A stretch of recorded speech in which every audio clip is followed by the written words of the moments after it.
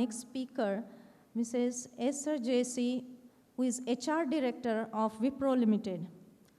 Currently, Mrs. Jessie is the HR Director, a global technology company across 100+ countries with a workforce of over 250,000. With a career spanning 20 years, Mrs. Jessie has led strategic initiatives across global HR, rewards, inclusion and belonging, HR transformation, mergers and acquisitions, and organizational design. She is a recognized HR thought leader known for driving large-scale change and building agile, inclusive people strategies. Mrs. Jessie brings deep expertise in navigating complex regulatory landscapes and building future-ready HR systems and that blend human potential with emerging technology. An MBA gold medalist and a PGDM in HR, she continues to champion innovation, inclusion, and purpose-led leadership in the workplace of tomorrow. NIQR takes immense pride in presenting Mrs. Esther Jessie for this session. Mrs. Jessie, over to you. Thank you very much. Good afternoon. It's safe to say good afternoon because we're already past 12:30. And two difficulties doing a session with eminent speakers is being the last person, most of the things, what we intend to say is already being told. And then doing a session post 12 o'clock is always that eating up your lunchtime. So I don't want to eat up a lot of your lunchtime, but whatever I have put in today is slightly different because the speakers before me were all professors and I come from a human resources background, right? So it's going to be a little different, but we will see it quickly, and I'm sure I'm not going to eat a lot of your lunchtime, and I will give back your time. So let's dive in quickly. Engineering a future-ready workforce. We will see, oh, I need to do this myself, so there's a bit of a learning here. Oh, it's not moving? Yeah, it is. So let's quickly see what is a future-ready workforce. We need to understand. And then we will also see most of you are quality analysts and quality managers here. So I'm going to see you as a persona of how life has changed for you. And then we will also see where in certain industries these AI and transformation has impacted about and what takes us there, the strategies, is how we will conclude.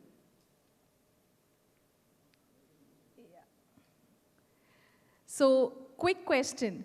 There was a first prize given to one of the students. Could you name? One person's name was Varsha. What was the other person's name? You're saying your own name. I'm asking the audience. Jnana Durga, good job. Jnana Durga, can you just take the mic there? And can I have one more mic being given to Dr. Swaminathan uncle? Please, hand mic. Yeah, I'm going to ask both of them one question, right? And Jnana Durga, maybe you can just take the mic there. Yeah. I'm going to ask both of them the same question, but they're going to give different answers. I bet on this. Yeah? Jnana Durga, in your presentation, right, about you, they said that using your leadership skills, you have developed and you inspire teamwork. So what is teamwork to you? 2 words. It's about collaborating everyone's work to have a wonderful and meaningful session at the end. Wonderful and meaningful session. So you look for meaning in teamwork. Thank you. Swaminathan uncle, you've seen me grow. Teamwork. As she rightly said, it is a only collaborative work. Work together to achieve the particular task among themselves. For this, main ingredients are, with the permission of chair, communication and respect and trust. Finally, they are accountable. Absolutely. Then, one more thing is, normally in industry we are all talking TEI, total employee, Innovate. employee. Involvement. People are thinking that my dimension is different. Tap the potential of the employees and engage them, or all the teamwork we have to engage them or escalate them to do the job. Finally, There you go. then finally, you have to ignite the future. These things is from my side. Or illuminate the future. Whatever Illuminate the future. Illuminate the Great. future. That is the TEI. Generally, people are talking only total employee involvement. This is my answer. Thank you. I don't know. I gave the. You've given the right answer. Right answer. I don't No, know. it's not about the answer. Actually, this game is not about the answer. Okay, thank you. This game is, this perspective is about generations at workplace, right? Same questions, two different generations, two different perspectives, and that's the spectrum we have to build in, right? For us to understand, let's understand these different generations. Baby boomers, 1946 onwards, Generation X, which is my generation, 1965 onwards, millennials, 1981 onwards, and Gen Zs, right? So what is this generation and workforce, they look in the workplace? We look for values. As Uncle said, there is a little bit of values: trust, communication, task. If you look at a Gen Z, I think Jnanadurga would have been probably Gen Alpha, not a Gen Z also. She says meaningful work. They look for purpose. They look for preferences in workplace. If you look at millennials, they look for work approach. And Gen X is always about priorities. Gen X, most of us in Gen X, 1965 to 1980, we coined the word workaholic. Right? We are very proud of that, workaholic. So this is the generations. If given this is the generation in workplace, how is our timelines is going to change? The generational workforce timeline is also changing. We had a traditional era where we had given a job security because we all had to earn to get into buy a house, build, or give away our father or a mother's loan. That was a traditional generation. Most of the traditional generation era workforce were first-time engineers, first-time quality analysts.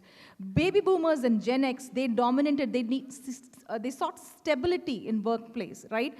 Because they had wanted greater autonomy because they were the first-time graduates, right? They were already graduated, their parents were graduates, and they had wanted autonomy in workplace. With the rise of Gen Z, right, what we are looking forward, purposeful work, flexibility in work. That's how the mindset is changing. The digital era is going to be a balanced future.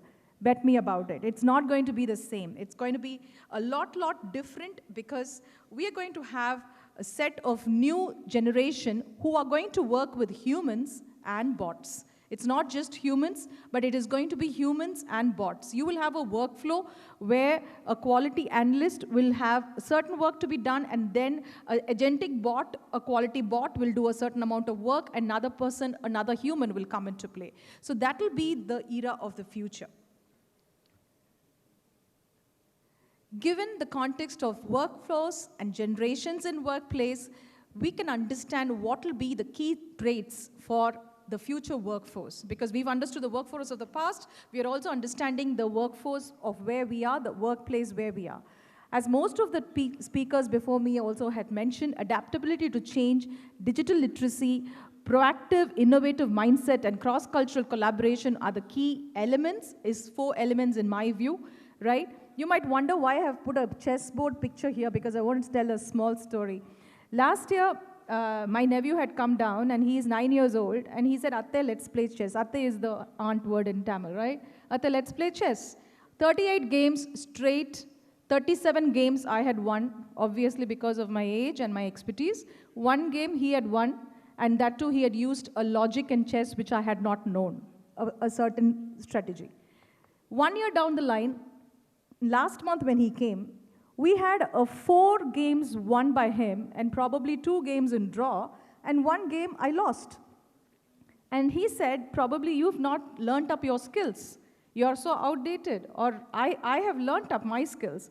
So the child has in 1 year invested to improve himself in chess so that this holiday he comes forward with a purpose and a goal to beat me. And that is the future of our workforce as well. If you think the phone that we have on hand, right, the smartphone, it took 16 years for a smartphone to have 100 million users. Can you guess how many years it took for a WhatsApp to have 100 million users? It was just about 3.5 years. And ChatGPT was just 2 months. ChatGPT was just 2 months to reach 100 million users, and it will be 400 million users by 2025. This year, ChatGPT is going to be. So that is the advancement and the speed at which the technology is working forward, right? So we will need to ensure that the speed of our learning is as competent and as progressive, and we do not have any lag with people behind us, right? We have to be quick. Adaptability and the future workforce is absolutely essential, how we are responding to the change, how we are fostering innovation, as TK Balaji sir referred, right? F0QI. Another quiz question, what is F0QI? 100 marks to the audience. You'll have extra puppets in your lunch. So F0QI, so innovation is absolutely important. And recently I had got this Skillmatics. I don't know how many of you have used. It is an innovation toy which is available even in Brilla Planetarium. You'll get a lot of Skillmatics in their future store zone, which enables kids to design design robots. And it is not very expensive. Huh? It is 400 rupees onwards, you can get those tools. But these are games which are innovative games which enables the child to think. But what we are doing these days, the workforce of these days is so digital. They are so digital literal that sometimes they don't want to stop the digital literacy to get into something to think creatively and innovatively. So we will have to have fostering the innovation into children, into the workforce is absolutely a big challenge, but we are getting there. Enhancing resilience in learning. You have to be a continuous educator and a learner amongst yourselves. Learning agility is absolutely important. Digital literacy is for tomorrow. I'm a HR professional, but still I come with a background of Google AI cloud certification. I'm also doing cloud digital certification now. It is absolutely necessary to adopt AI and the data security and online communication because it's free and it is everywhere. If you're not knowing as a quality analyst what is the data that you have to secure, you're not in a great shape, right? Cultivating a future-ready mindset.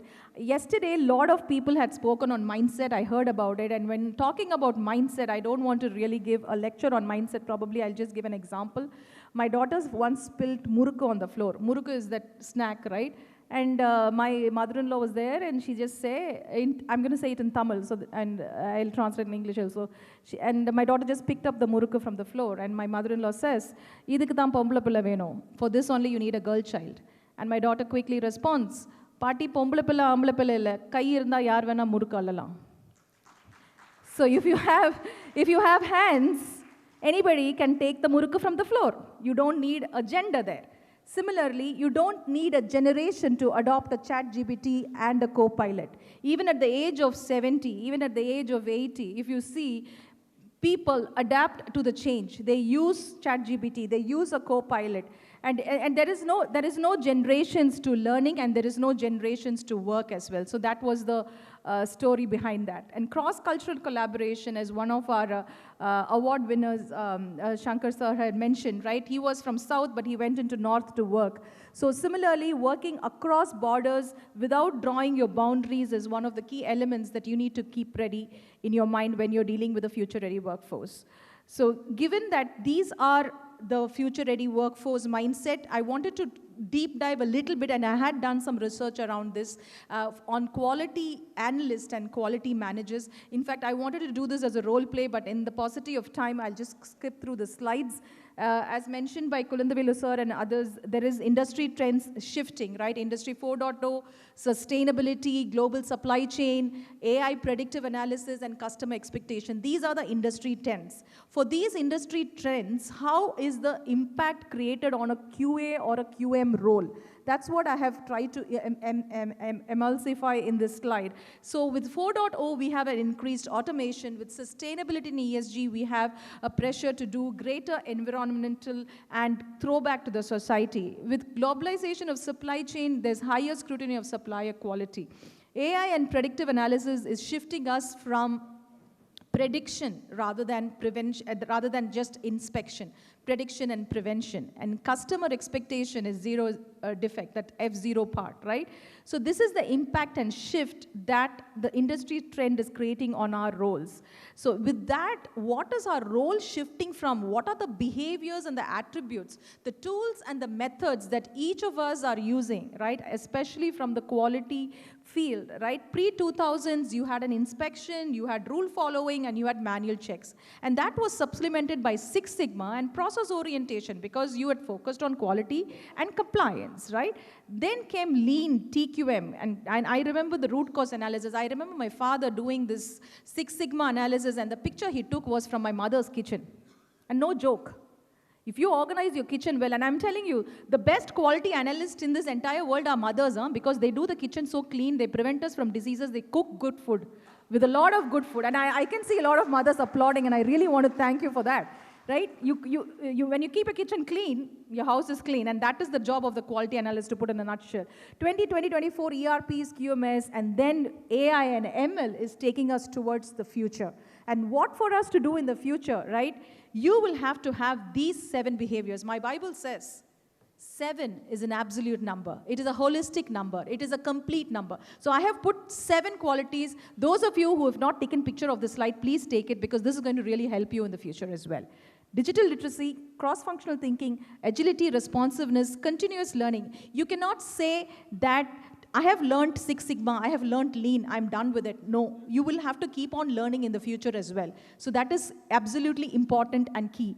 Collaborative leadership. She said meaningful, joyful work. Uncle said it is a task, but coming together and collaboration.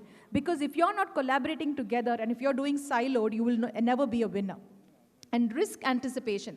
This is something what COVID has taught our children, as well as COVID has taught us, okay, how to live in a very risk-anticipated world.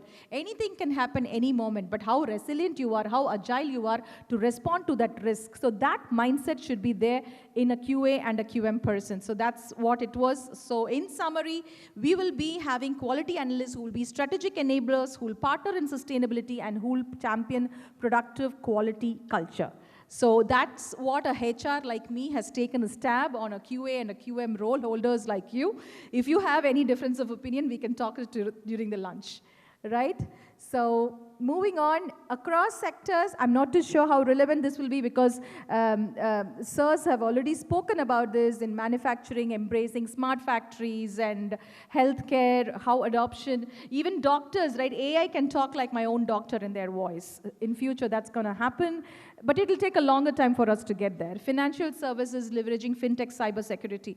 All of these are how AI has influenced in the industry, and some of the case study examples, I'll just skim through these, because these are stuff which you can learn, and you will also have examples of these in your own workplace.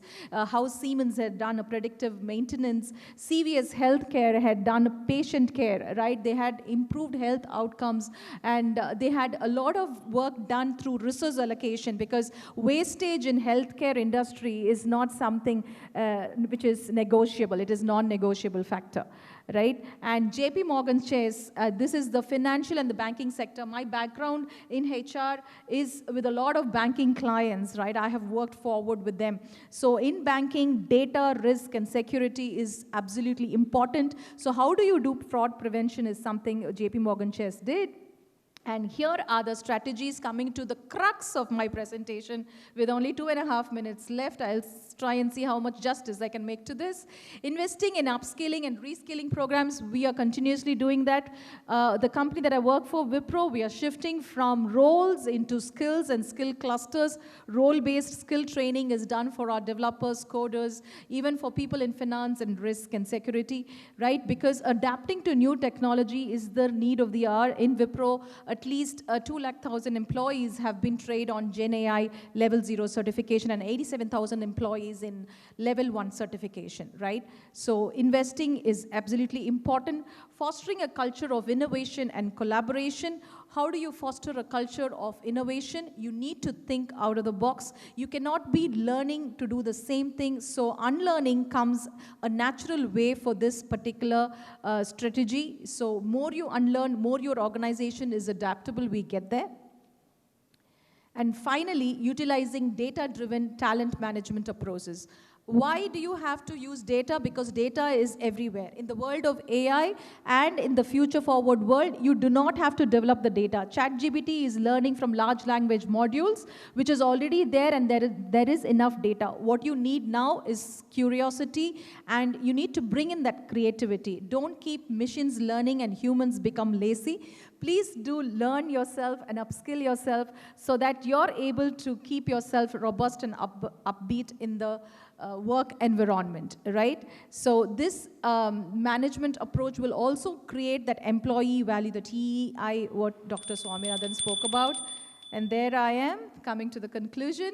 Future-ready workforce, embracing essential skills. Skills is there, it's a big thing. Don't try to embrace the world. Just embrace your world, what you need to grow. And strategic workforce initiatives, I've talked about 3 of them: data, upskilling, and keeping yourselves abreast with the industry practices. I really thank NIQR for giving me the opportunity.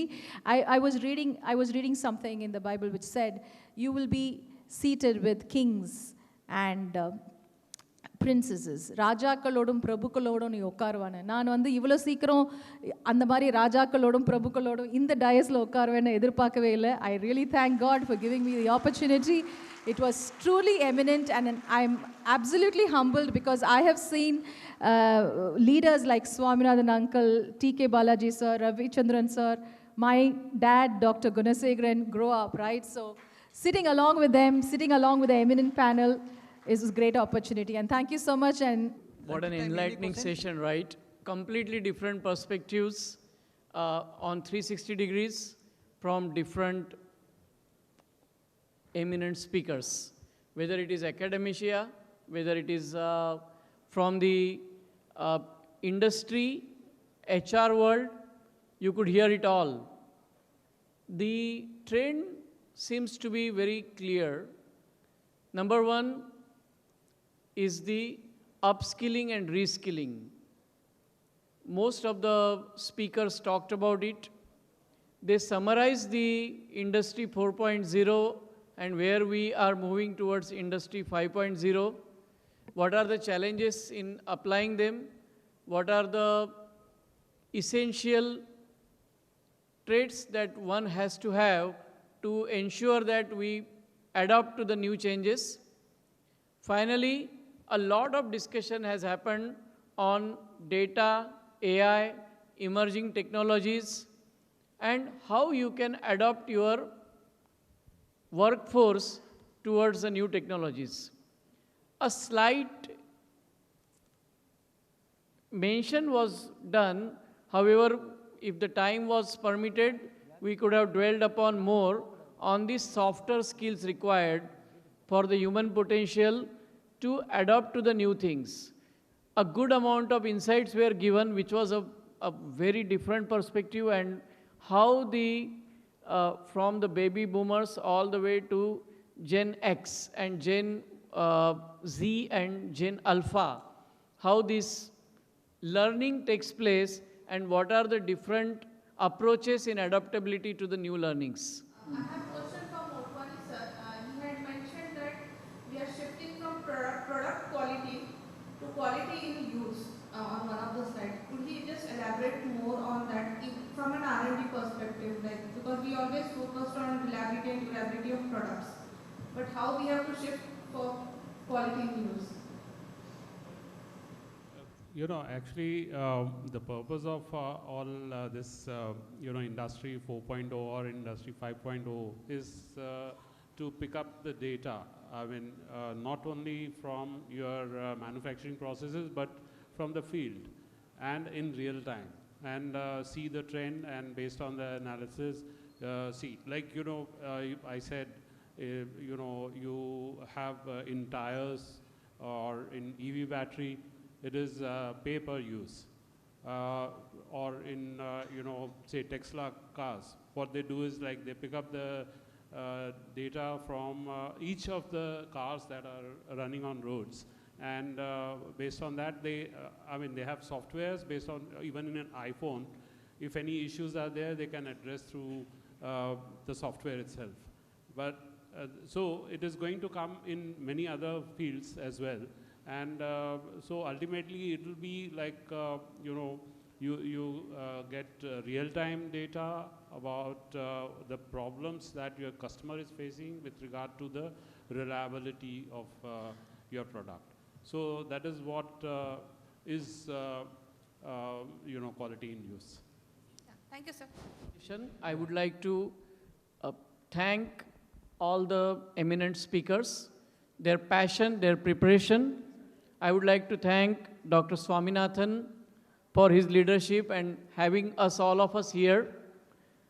I would like to also thank all the dignitaries on the stage, as well as I would like to thank the NIQR team for this enlightening session. Thank you so much. His daughter is Jessie. That's the third uniqueness. For that purpose only, I asked all of you to stand here. Thank you, Joshi sir.